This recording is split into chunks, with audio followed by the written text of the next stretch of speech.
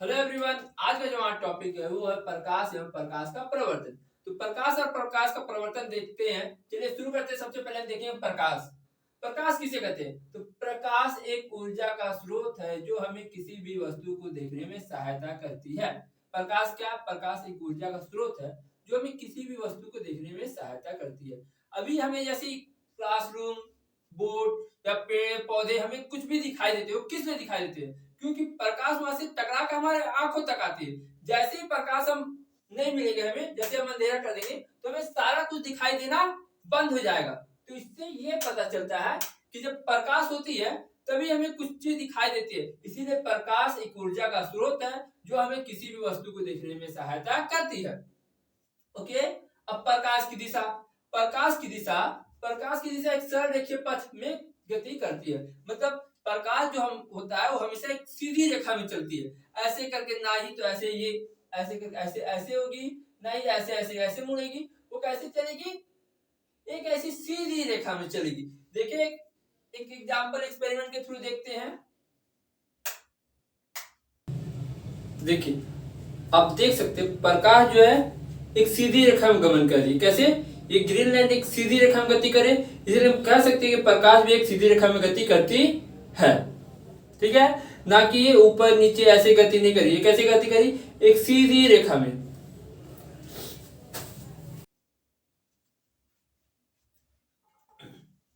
Okay. तो प्रकाश कैसी गति करती है? प्रकाश एक सीधी रेखा में गति करती है। अब विवर्तन। विवर्तन क्या है? यदि प्रकाश के पथ में रखी अपारदर्शी वस्तु अत्यंत छोटी हो तो प्रकाश सरल रेखा में चलने की बजाय इसके किनारों पर मुड़ने की प्रवृत्ति दर्शाती है। इसे प्रकाश का विवर्तन कहते हैं। हम जानते हैं प्रकाश कैसे चलती है? प्रकाश सीधी चलती है, लेकिन अगर उसके मार्ग में अत्यंत छोटी एक अपारदर्शी वस्तु आ जाए तो प्रकाश सीधी चलने की जगह, जैसे ये एक क्या है, छोटी वस्तु है, तो प्रकाश यहाँ पर मुड़ते हुए प्रतीत होगी। तो इसी मुड़ने की प्रवृत्ति को हम कहते हैं प्रकाश का विवर्तन। मतलब अगर हम प्रकाश सीधी चल रही है और उसके मार्ग में अत्यंत छोटे से छोटा कण आ जाता है जिसको आंखों से देखना मुश्किल हो जाता है, तो प्रकाश क्या करेगी? ऐसे करके ऐसे यहाँ पर मुड़ जाएगी उस किनारे पर। इसी प्रक्रिया को हम लोग प्रकाश का विवर्तन कहते हैं। अब चलिए देखते हैं प्रवर्तक पृष्ठ। तो प्रवर्तक पृष्ठ क्या होता है? वह सतह जिससे प्रकाश टकराकर वापस किसी दिशा में मुड़ जाए उसे प्रवर्तक पृष्ठ कहते हैं। जैसे कोई भी कांच ले लीजिए, चिकनी सतह जिससे प्रकाश आती हो, ऐसे करके प्रकाश एक तरफ से आएगी और यहाँ टकराने के बाद ये ऐसे करके इस दिशा में मुड़ जाएगी। उसे तो यहाँ पर जिस वस्तु से वो टकरा कर वापस मुड़ती है उसे ही क्या कहते हैं? प्रवर्तक पृष्ठ कहते हैं।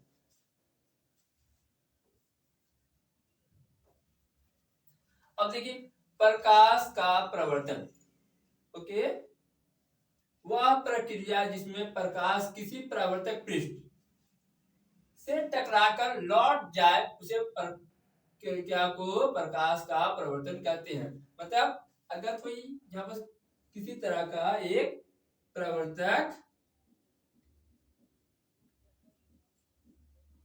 पृष्ठ है, ओके,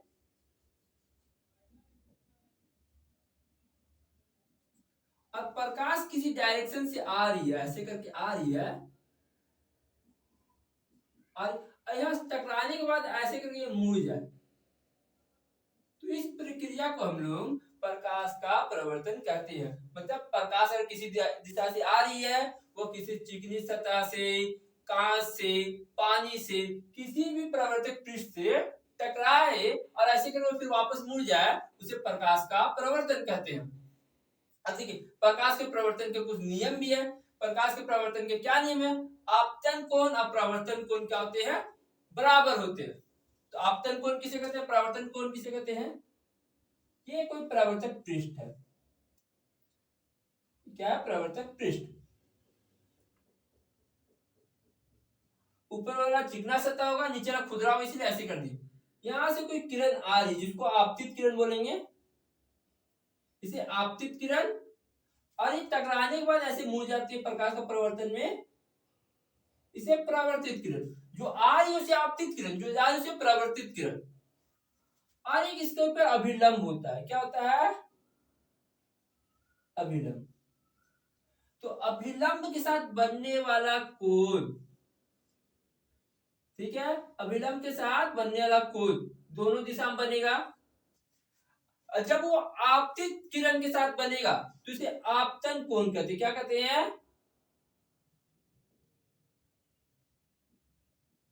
आपतन कोण।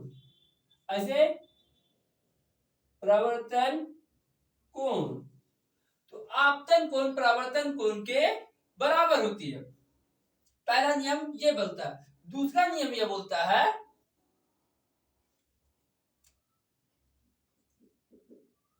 कि आपतित किरण, ये आपतित किरण है, परावर्तित किरण, इसको परावर्तित किरण बोलते हैं। और आपतन बिंदु पर, आपतन बिंदु ये है, पर डाला गया लंब, लंब या अभिलंब तीनों एक ही तल में होते। ये जो तल है मतलब परावर्तक पृष्ठ, ये देखिएगा ये परावर्तक पृष्ठ ये एक ही है ना। तो दूसरा नंबर हमें बोल रहा है आपतित किरण, परावर्तित किरण, आपतन बिंदु पर डाला गया अभिलंब तीनों किस प्लेन पे होते हैं? प्लेन मतलब एक ही सतह पे होते हैं। ठीक है, तो ये हमारा हो गया परावर्तन के नियम। अब गोलीय दर्पण। तो गोलीय दर्पण क्या होता है? परावर्तक पृष्ठ जो मुड़ा हो उसे गोलीय दर्पण कहते हैं, या वह दर्पण जो गोलीय हो उसे गोलीय दर्पण कहते हैं। जैसे अगर कोई ये दर्पण है, परावर्तक पृष्ठ है,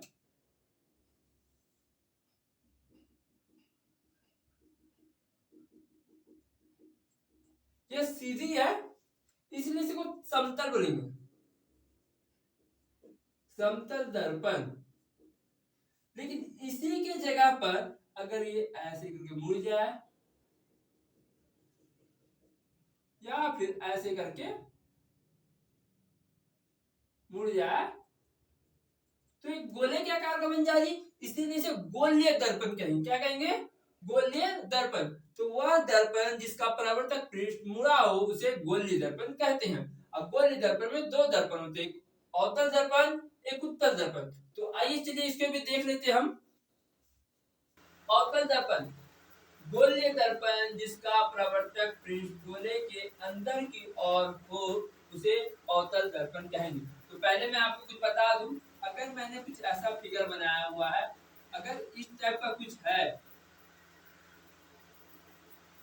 तो इसको रफ सरफेस बोलेंगे, और ये अंदर की ओर जिधर कुछ नहीं है उसको परावर्तक पृष्ठ बोलेंगे। तो इसमें क्या हो रहा है? अगर गोलीय दर्पण में परावर्तक पृष्ठ गोले के अंदर की ओर हो तो उसे अवतल दर्पण कहते हैं। अगर हम इसको गोल बनाते इस गोलीय दर्पण को तो आप देखिएगा यहाँ पर परावर्तक पृष्ठ जो है गोले के अंदर की ओर आ रहा है, इसीलिए हम इसे अवतल दर्पण कहेंगे। और अब उत्तल दर्पण, उत्तल दर्पण देखिए गोलीय दर्पण जिसका परावर्तक पृष्ठ गोले के बाहरी भाग या ऊपरी भाग में हो उसे उत्तल दर्पण कहेंगे। ये कोई एक दर्पण में गोलीय,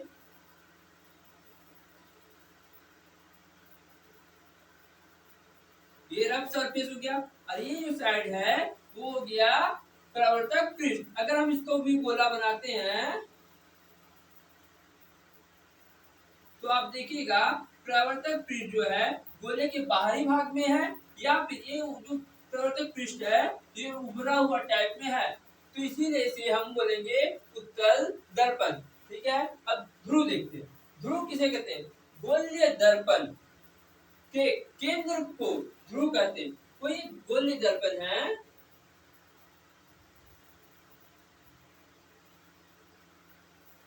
यहां से लेके यहां तक के बीच में एक सेंटर आता है जिसे हम लोग ऐसे नोट कर सकते हैं। ये सेंटर बना है इसे ही हम लोग ध्रुव कहेंगे, और इसे पी से नोट करेंगे। क्या कहेंगे? पी से नोट, ऐसे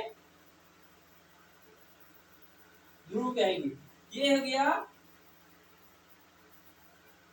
अवतल दर्पण के लिए और ये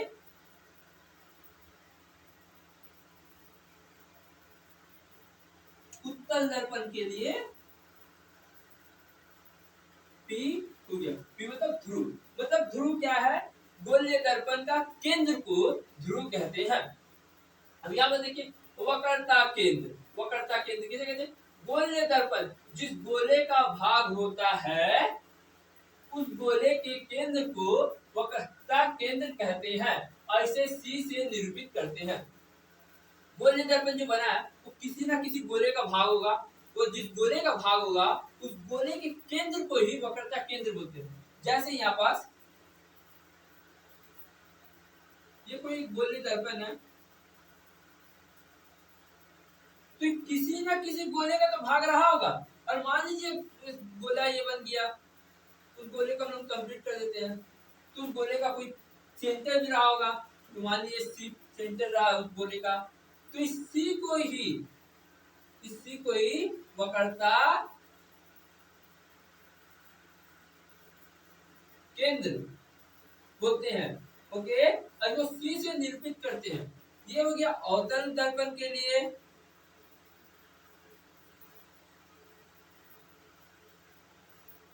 ठीक इसी प्रकार ये भी किसी गोले का भाग हुआ होगा और गोले के भाग के सेंटर को मतलब गोले को क्या कहते हैं? वक्रता केंद्र, जिसको हम लोग सी से निरूपित करते हैं। और ये उत्तल दर्पण के लिए है। ठीक है, अब देखते हैं मुख्य अक्ष। मुख्य अक्ष क्या होता है? ध्रुव और वक्रता केंद्र से काल्पनिक रेखा जो गुजरती है उसे ध्रुव कहते हैं। देखिए एक काल्पनिक रेखा जो ध्रुव और वक्रता केंद्र से गुजरती हो उसे मुख्य अक्ष कहते हैं। जैसे ये कोई गोलीय दर्पण हो गया,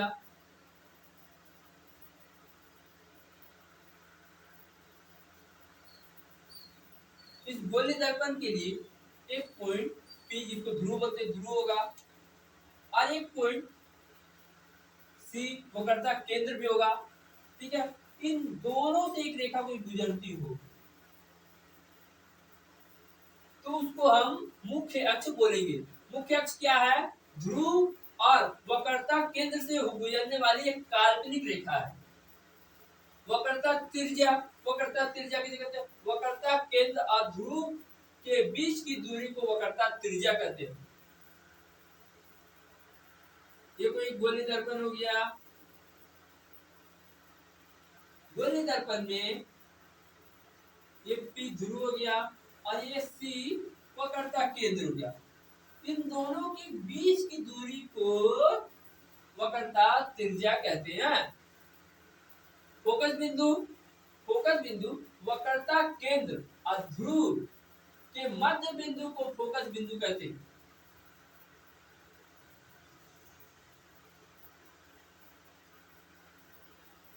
ये गोलीय दर्पण है। गोलीय दर्पण में P ध्रुव है, C वक्रता केंद्र है। इन दोनों के मिलाने वाली रेखा के मध्य बिंदु को क्या कहते हैं? फोकस बिंदु। ऐसे F से निरूपित करते हैं। तो मतलब ये कोई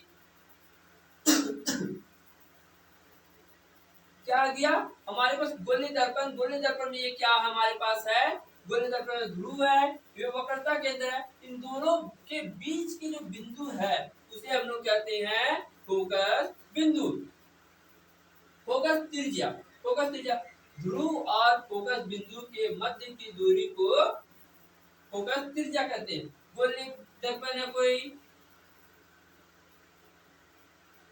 इस गोलीय दर्पण में एक पॉइंट होगा P जिसको ध्रुव कहेंगे और एक पॉइंट होगा F जिसको फोकस बिंदु कहेंगे। इन दोनों के बीच की दूरी को क्या कहेंगे? फोकस की त्रिज्या कहेंगे। ओके, तो यहाँ तक आपको समझ आया होगा। चलिए अब दूसरी और बढ़ते हैं हम। अब देखते हैं द्वारक। द्वारक क्या है?